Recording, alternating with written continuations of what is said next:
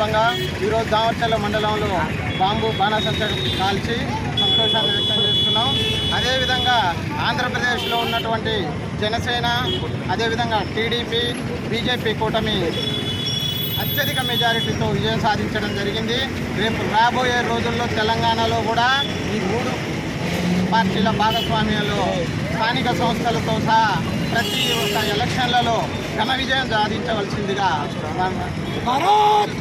Janata party NDA కూటమి 3వసారి రాబోతుంది. అదేవిధంగా తెలంగాణలో కూడా మొత్తంగా 8 సీట్లలో పార్టీ విజయ కేంద్రం ఎగరేసింది.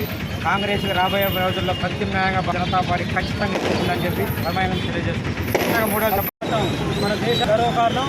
అదేవిధంగా స్థానిక కూడా ఎంపీటీసీ, జెడ్పీటీసీ, ఉపాధ్యాయులు ఇదే కూటమితో బీజేపీ, టీడీపీ, జనసేన కలిసి గ్రామ కైవసం చేసుకుంటామని పూర్తిగా అనుకున్నాం.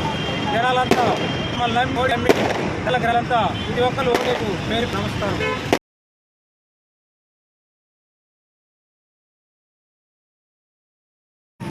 నరేంద్ర మోదీ గారు హ్యాట్రిక్ సాధించడం అనేది ఆ రోజు నెహ్రూకి లేదు అని ఆంభావంతో దానికి ఈ రోజు ప్రకారంగా అందరూ కూడా ఏకపై ఎన్నుకున్న అని ఈ రోజు ఓట్లతో ప్రజలతోని ప్రభుత్వాన్ని ఏర్పడుతున్నటువంటి నరేంద్ర మోదీ గారికి, మోదీ గారి ప్రభుత్వానికి రాష్ట్ర శుభాకాంక్షలు తెలియజేస్తూ రేపు రావు ఎంపీటీ, జెడ్పీసీ సంస్థలు సర్పంచ్ నెంబర్లు కాంగ్రెస్ పార్టీ ప్రతిపక్షం అంటే బీజేపీ ఈ రోజులో దెబ్బ కొట్టింది బీజేపీకి.